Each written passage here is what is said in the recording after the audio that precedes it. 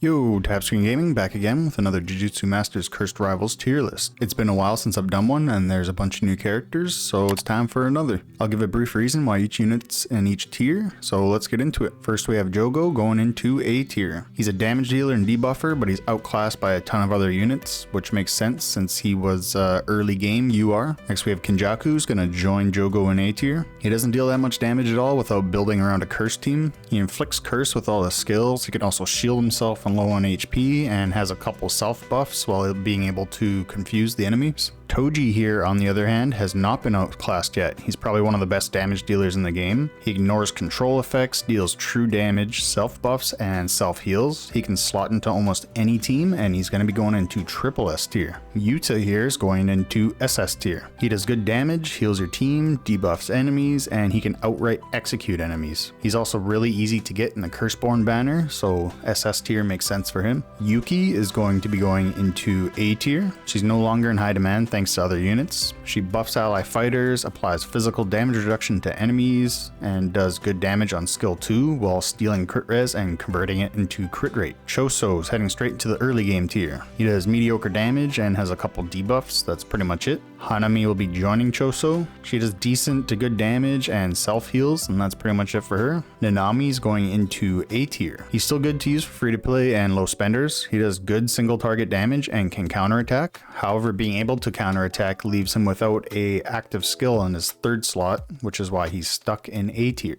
Now Obito is going to be joining the early game tier. He has the possibility of being A tier depending on your team. He has alright damage, but what makes him decent is being able to dispel enemy buffs, apply attack reduction, as well as forbid crits, which can be huge in a team. So depending on how much money you're dropping on the game, he can easily be A tier, maybe even S, just because of the forbid crits. Gojo's good for early game. He does lowish damage with his AoE that applies a damage over time debuff, and he self buffs. And his other AoE actually applies a slow debuff to enemies, so if you don't have the next unit, you could probably use Gojo until you do have him. Noritoshi going into A tier. He would actually be in S tier, but with the new debuffers, he's now outclassed like many others. He's great at messing with the enemy speed by inflicting slow and prison, and he reduces enemy speed at the start of the battle. He's a must-have unit for any free-to-play player. Masamichi is the first of our food units. Mei Mei is going into S tier. She does good damage while applying Revive Forbidden and debuffs healing, while her other skill does super high damage split between enemies. She pairs well with Gojo as she deals more damage to enemies under his unique debuff. Kusakabe is going into the early game tier. His skill 1 buffs him up and makes him immune to control effects, and his skill 2 can hit up to 5 times. It's actually pretty decent. Maki the Heavenly Tyrant is actually a bit of a letdown. She's going to be in A tier. Her skill 1 deals lowish damage and can inflict rend, while her skill 2 deals medium damage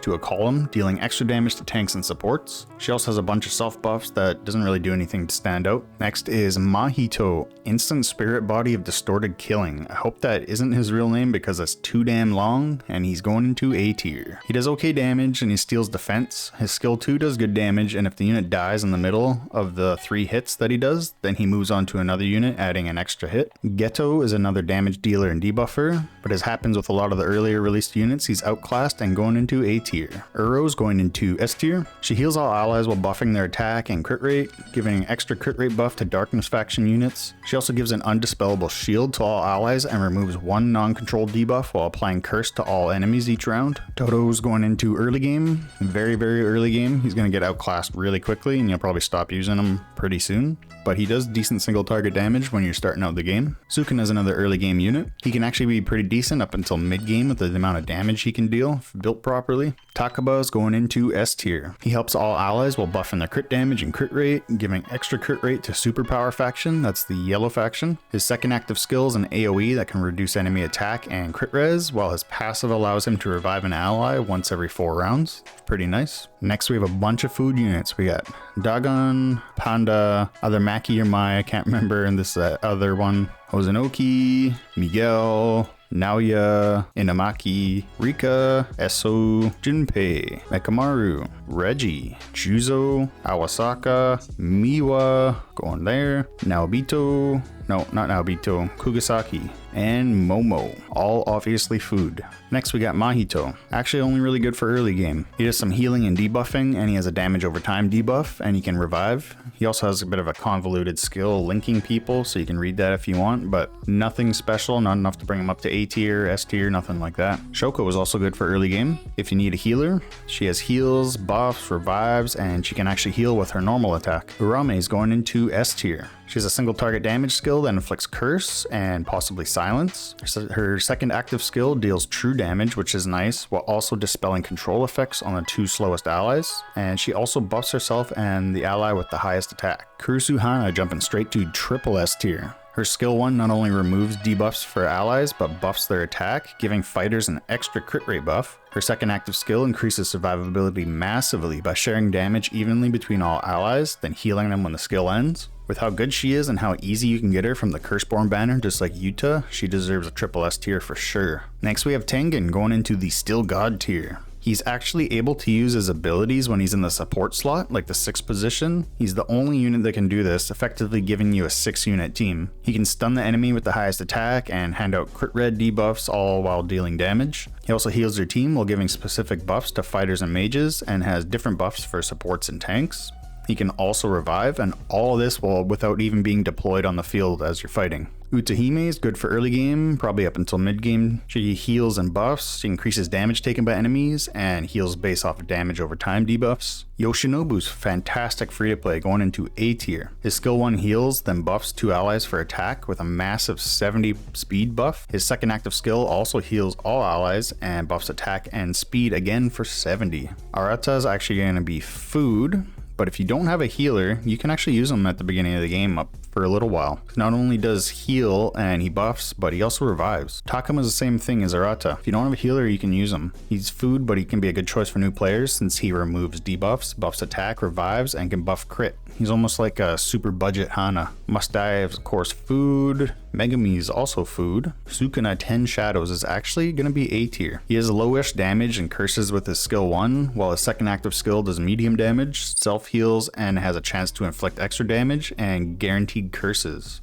He can also detonate curses, so if you got a full curse team that you're building around, he might go up to S tier. Toji Seance going into SS tier. His skill 1 does good damage to the enemy with the lowest HP while ignoring defense, and if he kills them, he attacks again with 50% of his attack. Physical combo can actually enable this to happen again, so he can actually wipe out most of a team. His second active skill does medium damage AoE that can inflict rend for 3 rounds. He also buffs allies' attack and healing received while applying rend to all enemies at the start of the fight. He's a really good unit, just not as good as the first version. Hikari Kinji is a great debuffer, and he actually doesn't need to pump up his control stat to be good. He's going to sit nicely in triple S tier. His skill 1's an AoE with a high chance to inflict armor break, which lowers defense. It also reduces fighters and mages attack and tank and supports damage reduction. His second active skill ignores all control effects and dispels all his debuffs, recovers 20% HP, and gains 2 heal over time buffs. He also absorbs 50% damage for 2 back row allies and increases their damage reduction by 20%.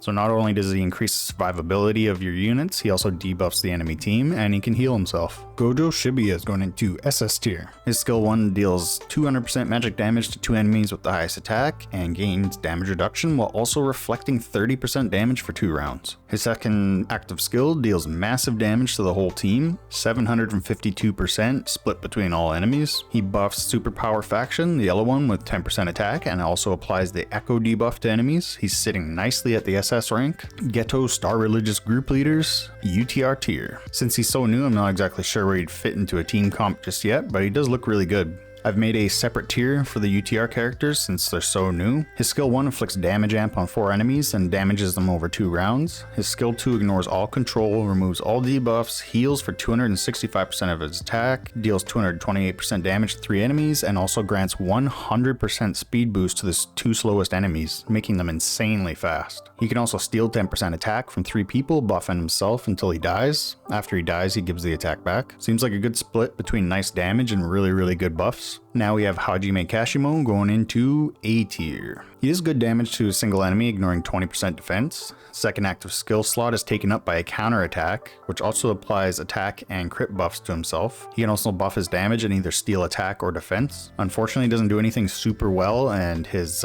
second active skill is taken up by counter attacking, just like Nanami, so he's going into A tier. Now lastly, we have a new UTR that came out right before I went to record this video, Higuruma Hiromi, making his way to UTR tier. He has a decent damage AoE that inflicts a debuff that increases the magic damage received by enemies. His second active skill is a better damage AoE that inflicts death penalty on the lowest HP enemy, which makes them take more damage and also becomes a priority target for your allies to attack. His passive makes it so he can't be damaged for more than 40% of his HP in one shot. It also makes it so if his enemies have more than 40% HP when he attacks, they take an extra 15% damage. Whenever an enemy dies while carrying his unique debuff from his first skill, he deals damage to all enemies. Without seeing him in action or hearing anything about him, haven't even read anything about him, he seems to be a really good DPS, more for a superpower team, and he's probably going to end up replacing Mei. So anyways, that's everyone ranked. And now I know since people are going to want these all in order, which I haven't been doing this video, I'll order them right now. There, I think that's the proper order. So if you want to pause, this should be the final completed tier list. If you made it this far, make sure you subscribe for more JJK content. Let me know if you would rank anyone differently, and maybe check out the playlists on screen. I'll catch you next time. See ya.